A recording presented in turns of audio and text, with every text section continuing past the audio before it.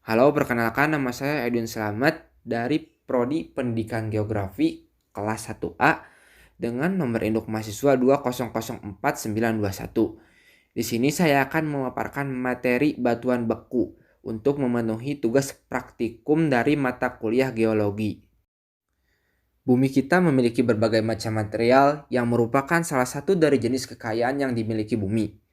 Berbagai macam material dari bumi yang sering kita temukan antara lain tanah, pasir, batu, kapur, dan lain sebagainya. Dari sekian banyak material yang ada di bumi, ada satu material yang keberadaannya sangat mudah kita temukan bahkan ada dimanapun saja. Material tersebut adalah batu. Batu merupakan sebuah benda padat dan keras yang keberadaannya sangat mudah kita temukan di lingkungan sekitar kita. Batu ini apabila jumlahnya banyak, maka disebut dengan batuan. Batuan ini ada berbagai macam. Batuan yang jenisnya ada bermacam-macam ini terbentuk oleh bermacam-macam sebab pula. Batuan beku berasal dari kata ignis yang berarti api. Batuan beku adalah batuan yang berasal dari magma yang membeku.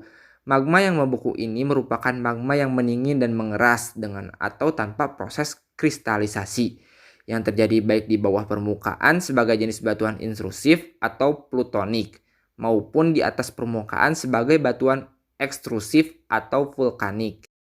Pembahasan selanjutnya kita akan membicarakan mengenai proses terbentuknya batuan beku. Seperti yang kita ketahui sebelumnya bahwa batuan beku ini terbentuk oleh magma yang ada di dalam perut bumi. Batuan beku ini terbentuk karena adanya magma yang mengeras atau mengalami pembekuan. Magma ini berasal dari batuan setengah cair ataupun batuan yang sudah ada sebelumnya, baik yang berada di mantel maupun di kerak bumi.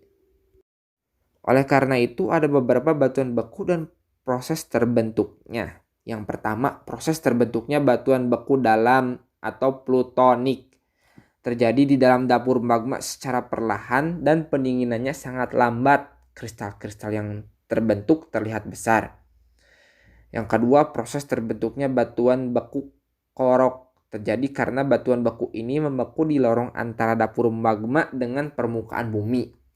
Dan yang terakhir, proses terbentuknya batuan beku luar atau vulkanik. Terjadi karena pembekuannya sangat cepat karena telah berada di lingkungan udara sehingga kristal batuannya halus, bahkan ada yang tidak menampakkan adanya kristal. Selanjutnya proses pembentukan batuan beku melalui beberapa tahapan, yaitu yang pertama tahap bergeraknya magma yang berada di dalam dapur magma naik ke atas. Pergerakan magma tersebut dipengaruhi oleh sifat magma yang lebih ringan dari batuan di sekitarnya.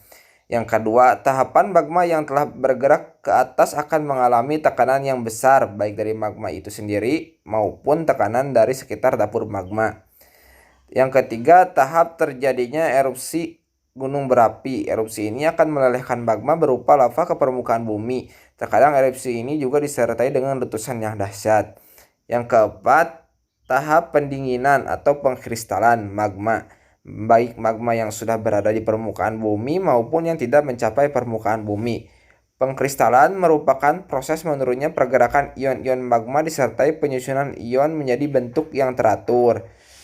Pengkristalan magma dipengaruhi oleh suhu permukaan bumi yang lebih rendah daripada suhu magma ketika berada di dalam perut bumi, dan juga komposisi serta banyaknya kandungan bahan volatil pada magma. Dan yang terakhir, tahap magma yang telah mengkristal akan membentuk berbagai jenis batuan beku tergantung pada kecepatan pembekuannya. Selanjutnya, alasan batuan beku ini penting secara geologis karena yang pertama, umur absolut dapat diperoleh dengan berbagai jenis penanggalan radiomatik. Dengan demikian dapat dibandingkan dengan setara geologi yang berdekatan sehingga urutan waktu kejadian pun dapat ditentukan. Fitur-fitur batuan tersebut merupakan karakteristik lingkungan-lingkungan tektonik tertentu sehingga memungkinkan rekonstruksi tektonik. Pada beberapa situasi spesial tertentu, batuan beku merupakan tempat keberadaan endapan biji seperti tungsten, timah, dan juga uranium. Mineral-mineral dan juga kimia global lainnya memberikan informasi mengenai komposisi dan mantel, di mana batuan beku tersebut terekstraksi, serta temperatur dan juga tekanan yang memungkinkan terjadinya ekstraksi ini atau batuan asal yang mencair. Macam-macam batuan beku ini dibagi menjadi dua, yaitu batuan beku luar atau ekstrusif dan batuan beku dalam atau intrusif. Yang pertama, batuan beku luar. Macam batuan ini merupakan hasil dari sebuah ledakan gunung api yang mengeluarkan lelehan lava panas. Kemudian lelehan lava panas akan jatuh pada permukaan bumi yang akan mendingin dengan cepat dan membentuk batuan beku ekstrusif.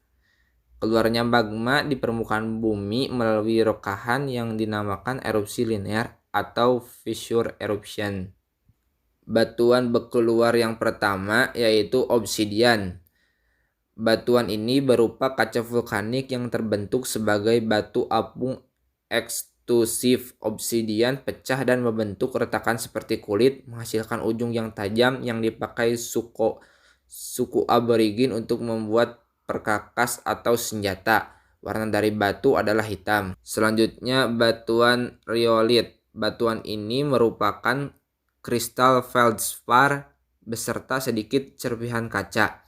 Batuan ini pada dasarnya mempunyai komposisi yang sama dengan granit, tapi tekstur butiran rhyolite lebih halus karena pendinginan yang cepat dari lava. Warna dari batuan ini terang, biasanya abu atau merah muda. Selanjutnya, batuan andesit. Batuan ini merupakan pertengahan antara granit dan basalt, serta memiliki permukaan yang bintik-bintik. Batuan ini berwarna gelap abu hitam. Yang terakhir, batuan basalt merupakan batuan gunung api yang paling umum ditemukan. Batuan ini merupakan lembaran lava tebal. Warna dari batuan ini gelap abu hitam. Selanjutnya, batuan beku dalam atau intrusif. Batuan ini merupakan hasil dari pendinginan dari perut bumi atau bawah tanah. Magma akan membentuk batuan berbentuk kubah yang disebut batolit atau batuan. Batuan beku dalam ada bermacam-macam. Yang pertama, granit. Berasal dari campuran feldspar putih atau merah muda, quartz, dan sejumlah mika biotik atau muskovit. Terbentuk dari tabrakan dua lempeng dan karena proses pendinginan perlahan sehingga kristal berukuran besar. Batuan ini biasanya berwarna terang, merah muda, kelabu atau putih. Yang kedua, sienit. Biasanya batuan ini mengandung quartz atau tidak sama sekali.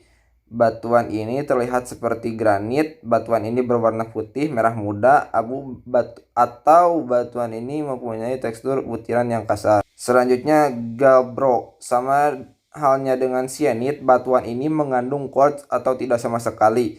Batuan ini memiliki tekstur yang berlapis-lapis.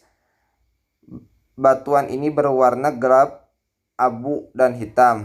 Yang terakhir, dunit. Terbentuk dari olivin sehingga berwarna coklat kehijauan. Batuan ini berwarna hijau dan coklat. Cukup sekian materi yang dapat saya sampaikan dalam kesempatan kali ini. Saya Edwin Slamet dari Pendidikan Geografi kelas 1A. Pamit, sampai jumpa.